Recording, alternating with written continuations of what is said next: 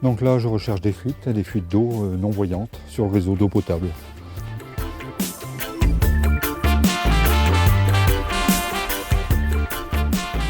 Donc là, je vais poser le deuxième capteur. Donc là, vous voyez, c'est un capteur, c'est ni plus ni moins comme un micro pour écouter les bruits sur la conduite.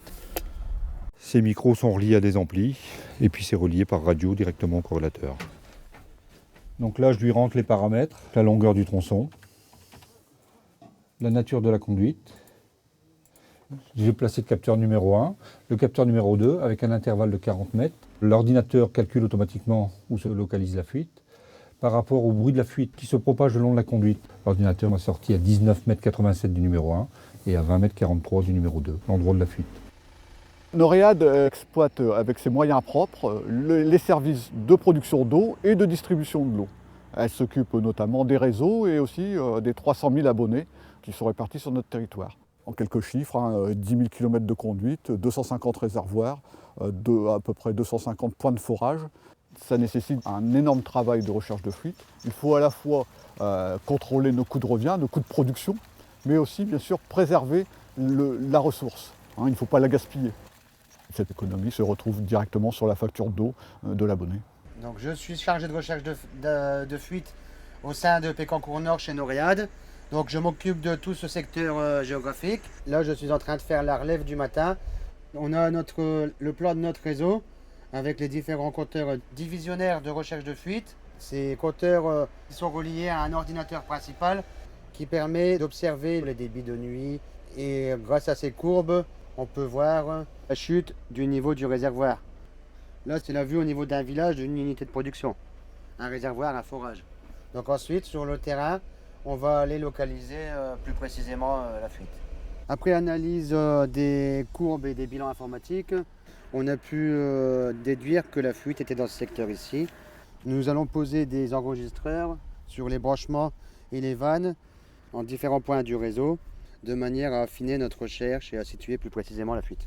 Donc là, je vais poser mon enregistreur sur le branchement de cette maison pour qu'il enregistre le bruit que propage la conduite la nuit pendant la période de tirage les plus bas. Là, je vais encore affiner la recherche. J'ai trouvé, grâce à la pose d'appareil enregistreur sur le réseau, que la fuite était entre ce branchement-là et ce branchement-là.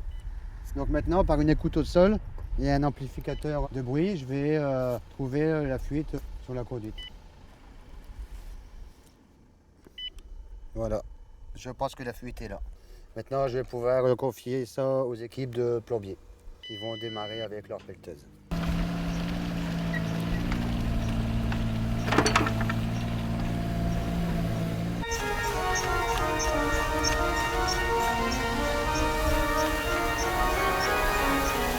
Donc, grâce aux collègues qui sont passés avant et grâce aux outils de détection dont on dispose, on a localisé la fuite exactement.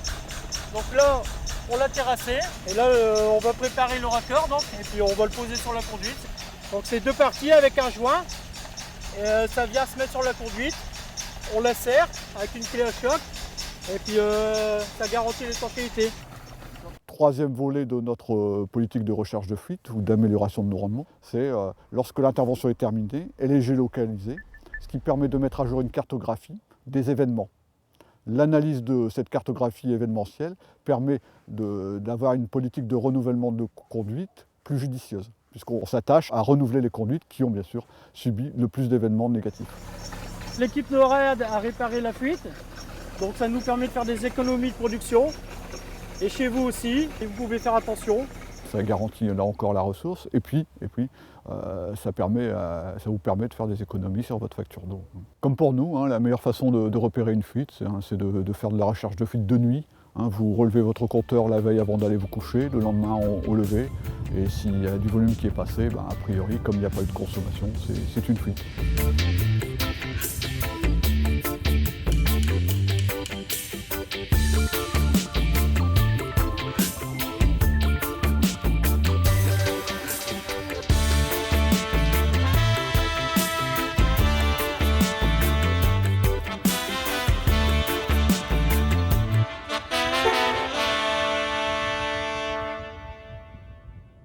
À droite, ensuite il y a un virage à gauche et vous allez voir il y a un cas de chemin, c'est marqué sur la gauche des noms. Attention. Pardon. T'es dans le champ, t'es dans le champ. Voilà, vas-y.